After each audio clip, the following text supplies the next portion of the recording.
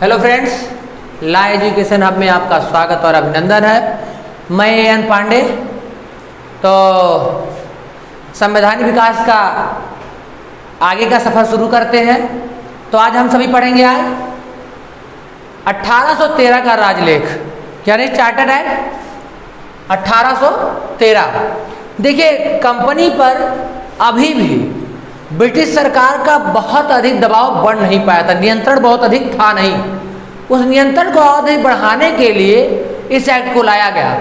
इस एक्ट के माध्यम से कंपनी का व्यापारिक एकाधिकार समाप्त कर दिया गया। यानी अब कंपनी, जैसे कि कंपनी जब यहाँ आई थी, गठन हुआ था, तो कहा गया था कंपनी के पास एकाधिकार है, पूर्वी देशों के साथ सिर्फ ईस्ट इंडिया कंपनी ही व्यापार करेगी, बाकी इंग्लैंड के ब्रिटिश की कोई अन्य कंपनी यहाँ आकर के व्यापार नहीं करेगी। ठीक है। लेकिन अब 1813 से ये कहा गया कि इसके व्यापारिक एकाधिकार समाप्त कर दिए जाते हैं। अब अन्य कंपनियां भी, ब्रिटिश की अन्य कंपनियां भी भारत आकर के व्यापार कर सकती हैं, परंतु अभी भी चीन और चाय के साथ कंपनी का एकाधिकार बरकरार रखा गया। इसके माध्यम से, इस एक्ट के माध्यम से धीरे धीरे कंपनी के ऊपर ब्रिटिश संसद अपना पकड़ बनाने का या नियंत्रण करने का प्रयास करती है। और दूसरी बात क्या होती है, कलकत्ता, मुंबई और मद्रास की जो सरकार थी वो द्वारा बनी विधियों का ब्रिटिश संसद द्वारा अनुमोदन। अभी तक क्या होता था, यहाँ के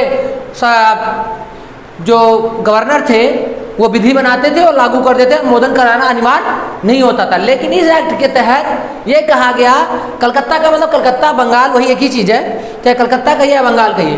तो कलकत्ता, मुंबई और मद्रास की अगर सरकार विधि बनाती है तो तब तक वो पास नहीं होगा जब तक उसका अनुमोदन ब्रिटिश संसद नहीं करती। अब देखिए, सबसे बड़ी बात आती है, यहाँ से ईसाई मिशनरियों को धर्म प्रचार की अनुमति मिल जाती है। यानी जो वहाँ के ईसाई मिशनरी थे उन्हें भारत आकर के धर्म प्रचार यानी अपने धर्म का प्रचार प्रसार करने की अनुमति मिल जाती है। देखिए भैया, आज भी क्रिश्चियन जहाँ है वहाँ डेवलप ही होता है। क्रिश्चियन यहाँ आए, अपना प्रचार प्रसार किया, साथ ही साथ उन्होंने स्कूल खुलवाए, हॉस्पिटल खुलवाए और बहुत सारे प्रचार के, वो सहयोगी थे, वो लोगों का सहयोग करना चाहते थे, प्रताड़ना नहीं करते थे, दंडित नहीं करते थे, बल्कि सहायता लोगों की करते थे, या दयालु प्रवृत्ति के होते थे। उन्होंने बहुत सारे, अभी भी देखिए आप जहाँ भी क्रिश्चियन स्कूल है, पढ़ाई नंबर 1 की होती है, वहाँ का शासन व्यवस्था बहुत अच्छा है, हर चीज़ वहाँ की अच्छी आपको मिलेगी। और अनुमति मिली और क्या हुआ, इन्होंने स्कूल खुलवाए, अपने धर्म प्रचार के। और देखिए, किसी को ये पनिश नहीं करते थे, प्रेशर नहीं देते थे कि आप ईसाई धर्म अपना लीजिए। ये कन्वेंस करते थे लोगों को अपने धर्म के, अपना धर्म अपनाने के लिए सिर्फ कन्वेंस करने का प्रयास करते थे, मनाते थे, अपनी धर्म के बारे में बताते थे, ये किसी को टॉर्चर नहीं करते थे। और साथ ही साथ फिर क्या गया, स्थानीय जो स्वशासन था, यानी छोटे छोटे जो स्थानीय शासन थे उन्हें करारोपण का अधिकार दिया गया। और मेरे हिसाब से तो सबसे बड़ी बात इस एक्ट ने की, शिक्षा के लिए 1 लाख रुपया वार्षिक देने का प्रावधान किया गया। इसका क्या अर्थ है आपको हम बताएं। कंपनी यहाँ आके व्यापार तो करने लगी, लेकिन कंपनी की सारी बातें, कंपनी में सारे अंग्रेज भरे हुए थे, उनकी सारी बातें हम समझ जाएं ये तो जरूरत ही नहीं। इसलिए कहीं ना कहीं कंपनी में हमारे लोगों का भी थोड़ा बहुत होना जरूरी था, जो ऐसा व्यक्ति हो जो उनकी भाषा समझ सके और हमारी भाषा भी समझ सके, ऐसे व्यक्ति का होना जरूरी था। अब ऐसा व्यक्ति होगा कहाँ, क्योंकि हिंदुस्तान थोड़ा डेवलप तब था नहीं, उनके लैंग्वेज अपने लैंग्वेज दोनों पढ़ सके। तो उसके लिए उन्होंने क्या किया, शिक्षा को बढ़ाने के लिए, अब बढ़ाना क्या, अपने सहयोग को बढ़ाने के लिए उन्होंने 1 लाख रुपया वार्षिक देने का ऐलान किया। उस समय का 1 लाख रुपया बहुत मायने रखता है। खैर, तो हमारा अब इस समय फंडामेंटल राइट्स हो गया है बच्चों को शिक्षा का अधिकार देना, बड़े छोटे लोगों को, लेकिन उस समय की बात बहुत बड़ी थी। लेकिन ईस्ट इंडिया कंपनी ने अपने फायदे के लिए ऐसा किया कि ताकि अगर भारतीय अगर शिक्षित हो जाएंगे, हमारी भाषा भी जान लेंगे, उनकी भाषा भी जान लेंगे, तो अब कनेक्टिविटी में दिक्कत नहीं होगी और हमारी बात जान लेंगे आसानी से। अब भाई व्यापारी थे, उनको साम दान दंड भेद लगा करके खाली वसूली करना था, बाकी तो कोई मतलब विशेष था नहीं। तो वसूली के लिए ही इन्होंने ऐसा प्रावधान किया।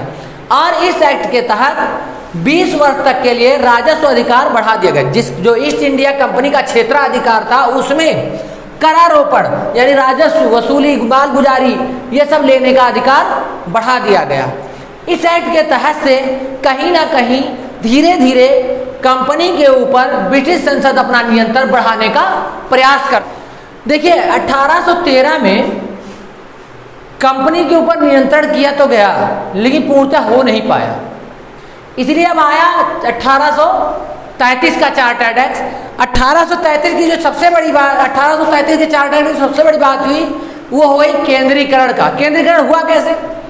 जो बंगाल का गवर्नर था, जो उस समय बंगाल के गवर्नर थे, उन्हें क्या किया गया, संपूर्ण भारत का गवर्नर जनरल बना दिया गया। और पहले भारत के पहले गवर्नर जनरल बने लॉर्ड विलियम बेंटिंक।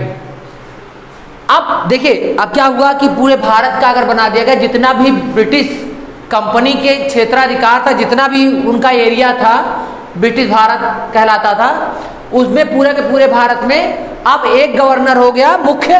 कौन? भारत का गवर्नर जनरल हो गया। अब बाकी जो गवर्नर थे वो उसके अधीन हो गए। अब जो भारत का गवर्नर जनरल था, अब जो विधि बनाता वह पूरे भारत में लागू होता। इसे कहा गया भारत के गवर्नर जनरल को पूरे भारत के लिए विधि बनाने की शक्ति प्रदान कर दी गई। और गवर्नर जनरल के परिषद में एक विधिक सदस्य बढ़ा दिया गया। जो सदस्य थे उसमें एक सदस्य और बढ़ गया, विधिक सदस्य, और विधि आयोग गठित कर दिया गया। अब वो भारत का जो गवर्नर जनरल था, अब वो विधि बनाता तो पूरे जो भी ईस्ट इंडिया कंपनी का क्षेत्र था, सारे क्षेत्रों में ये विधि लागू होती। और ये विधि अब क्या कहलाती? गवर्नर भारत के जो गवर्नर जनरल जो परिषद की विधि बनाती है, उस नियम को क्या कहा जाता? एक्ट कहा जाता। अभी तक क्या था, जो ब्रिटिश संसद विधि बना के भेजती थी उसी को एक्ट कहा जाता था। लेकिन अब भारत का जो गवर्नर जनरल है वो भी विधि बनाएगा तो क्या कहलाएगा? एक्ट कहलाएगा।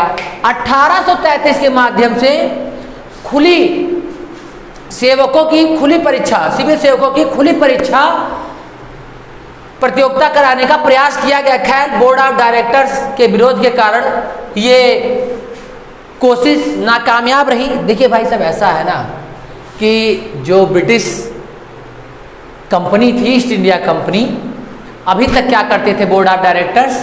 अपने रिलेटिव, अपने जितने भी उनके परिचय के थे, जितने भी उनके हित मित्र थे, उन्हीं के बच्चों को या उन्हीं को खाली यहाँ नियुक्त कर देती थी।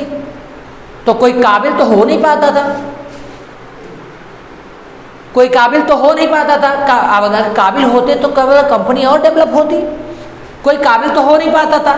और ये माना गया कि अगर संसद ने कहा कि अगर मान लीजिए खुली प्रतियोगिता हो जाए तो योग्य लोग वहाँ आएंगे, भारत के लोग भी उस कंपनी में जाएंगे अगर योग्य होंगे तो इसीलिए प्रयास किया गया। खैर बोर्ड ऑफ डायरेक्टर के विरोध के कारण ये सफल नहीं रहा। आगे चल के सफल हुआ ये नीति, आगे 53 में जाकर होगी खुली भर्ती। और फिर आता है दास प्रथा। पहले तो ये जान लीजिए गवर्नर जनरल के द्वारा जो पारित होगी विधि या नियम कानून जो भी पारित किया जाएगा, अब वो अभी एक्ट कहलाएगा। और दास प्रथा को गैर कानूनी कर दिया गया, घोषित कर दिया गया। कहा कोई दास नहीं रखेगा। जो पहले सिस्टम चले आ रहे थे उसको समाप्त करने के लिए कहा गया कि दास प्रथा आज से गैर कानूनी है, अब कोई दास नहीं रखेगा। पहले लोग कहते थे जो सबसे ज्यादा दास रखता तो सबसे ज्यादा बड़े लोग कहलाते थे। तो उसमें कहा गया कि अब दास कोई नहीं रखेगा, अगर दास कोई रखता है तो गैर कानूनी होगा, उसके लिए पनिश किया जाएगा। अब संपूर्ण भारत के लिए एक बजट लागू करने का विधान। पहले क्या था, बंगाल का अलग, कलकत्ता का अलग, बम्बई का अलग, सब जगह का अलग अलग बजट लागू किया जाता था। लेकिन इस एक्ट के तहत क्या हुआ, संपूर्ण भारत के लिए एक बजट लागू करने का प्रावधान किया गया था। उसके बाद क्या हुआ, भारत की रूढ़ी और परंपरा। अब देखिए यह क्या था कि अगर यहाँ की ये रूढ़ी और प्रथाओं को समझ नहीं पाएंगे तो कानून बनाएंगे कैसे, लागू कैसे करेंगे, वो चल कैसे पाएगा। तो उसका विरोध ना हो जाए इसलिए उन्होंने क्या किया कि भारत के रूढ़ियों और परंपराओं को संहिताबद्ध समझने के लिए एक आयोग गठन किया, जिसकी अध्यक्षता कर रहे थे मैकाले जी। अब विधि आयोग के जो हेड थे वो थे मैकाले। तब शुरू होता है 1853 का चार्टर्ड एक्ट। 1853 की चार्टर्ड एक्ट, चूंकि अब कंपनी कहीं ना कहीं ब्रिटिश संसद अब धीरे धीरे अपना अस्तित्व बना रही थी, अपने राज्य को स्थापित कर रहे थे। अब कहीं ना कहीं कंपनी का अस्तित्व प्रशासनिक रूप से समाप्त हो रहा था और धीरे धीरे राजशाही यानी ब्रिटिश सम्राट का यानी ब्रिटिश क्राउन का धीरे धीरे राज भारत में आ रहा था। यानी अब धीरे धीरे हम कहीं ना कहीं ब्रिटिश क्राउन के अंडर होने वाले थे, यानी ब्रिटिश क्राउन के जनता कहलाए जाने वाले थे। और इस एक्ट के माध्यम से जो भारत के गवर्नर जनरल थे उनकी शक्तियों में थोड़ा सा परिवर्तन किया गया, विधायी शक्तियों को उनकी अलग कर दिया गया और प्रशासनिक शक्ति को अलग कर दिया गया और एक पृथक विधान परिषद की स्थापना की गई। इस विधान परिषद में क्या किया, 12 सदस्य किए गए, एक कमांडर इन चीफ, दूसरा क्या था गवर्नर जनरल और गवर्नर जनरल के परिषद के 4 सदस्य। और जो सबसे बड़ी बात हुई ये हुई कि पहली बार प्रांतीय प्रतिनिधित्व को रखा गया। कहा गया कि विधान परिषद में विधि बनाने के लिए प्रांतीय प्रतिनिधित्व का भी होना अनिवार्य है। जैसे आज के भारत में भी आपने देखा होगा लोकसभा के जो चुन के जाते हैं, राज्यसभा जो चुन के जाते हैं, प्रतिनिधित्व करने के लिए ही वहाँ जाते हैं ताकि उस एरिया की समस्या को बता सकते हैं, वहाँ की सिचुएशन को बता सकते हैं। तो ये भी वहाँ इसीलिए बनाया गया। इसमें क्या किया गया, जो 6 सभासद जोड़े गए उसमें चीफ जस्टिस थे सुप्रीम कोर्ट के, कलकत्ता के एक अन्य न्यायाधीश थे और प्रांतीय प्रतिनिधित्व के लिए बंगाल, मद्रास, मुंबई और आगरा के एक प्रतिनिधियों को इसमें रखा गया।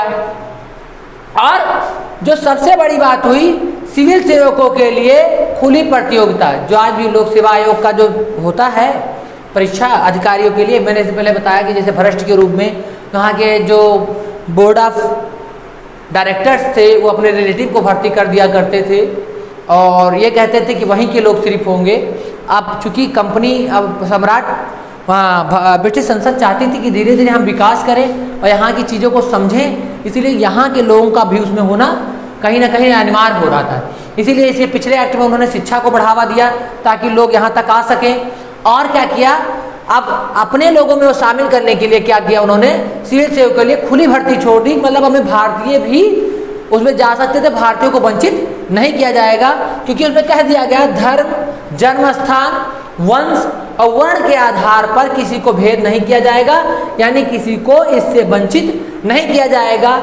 यानी कोई अगर चाहे जिस जात का है, चाहे जिस स्थान का है, वो कहाँ पैदा हुआ इसका कोई मायने नहीं रखता और ना ही किस धर्म का अनुयायी है या वर्ण कौन सा है, शूद्र या जनरल को भी है, इसका इन चीज़ों को भेदभाव छोड़ करके खुली भर्ती प्रतियोगिता की व्यवस्था की गई। पहली बार ऐसा हुआ और इस को चलाने के लिए 1854 में मैकाले समिति की नियुक्ति की गई। और देखिए अब धीरे धीरे कहीं ना कहीं 1817, अब मैं आपको बताऊंगा इसके आगे डलहौजी आएंगे इसके आगे, और डलहौजी आएंगे तो डलहौजी अपनी नीति लेकर आएंगे और डलहौजी नीति माना जाता है कि डलहौजी हड़प नीति के लिए बहुत ज़्यादा फेमस है। इसके बाद जो गवर्नर है इस समय यहाँ के 1854 के बाद, तो गवर्नर हैं लॉर्ड डलहौजी और लॉर्ड डलहौजी हड़प नीति के लिए बहुत ही फेमस है और वो हड़प नीति लेकर आएगा जिससे 1857 में क्रांति शुरू होगी। 1857 की क्रांति के बाद धीरे धीरे कहीं ना कहीं कंपनी का शासन समाप्त होगा और अब हम लोग आगे 1858 का जब एक्ट आएगा तो हम सभी क्राउन के सदस्य जनता हो जाएंगे, क्राउन के अधीन हो जाएंगे, ब्रिटिश क्राउन के अधीन डलहौजी के आते ही। तो उम्मीद करते हैं कि पूरी वीडियो में आपको समझ में आया होगा। जो नहीं समझ में आएगा आप कमेंट बॉक्स में लिख सकते हैं, मैं नेक्स्ट वीडियो में या अलग से वीडियो बना करके उसका सलूशन में हम देंगे। और ये सभी बहुत ही इम्पोर्टेंट है हर कॉम्पिटिटिव एग्जाम से के लिए, तो उम्मीद करता हूँ इसको बेहतरीन तरीके से आप समझेंगे। देखिए कोई भी चीज़ किसी को याद नहीं रहती, अगर कहानी के रूप में हम याद करेंगे तो आसानी से याद हो जाएगी। ज़िंदगी का हर पल कठिन है, इजी कुछ नहीं है, इजी बनाना पड़ता है। अगर इजी होता तो सब, एक बात और बता दें, इतना आसान होता किसी कॉम्पिटिटिव एग्जाम को निकालना तो हर घर में एक डीएम होते, तो ऐसा कुछ नहीं है। और ऐसा भी नहीं है कि कोई व्यक्ति काबिल नहीं है, हर व्यक्ति काबिल है। तो मैं उम्मीद करता हूँ कि सभी व्यक्ति मेहनत करेंगे, मेहनत से रिपीट करेंगे और रिवीजन करेंगे। Thank you.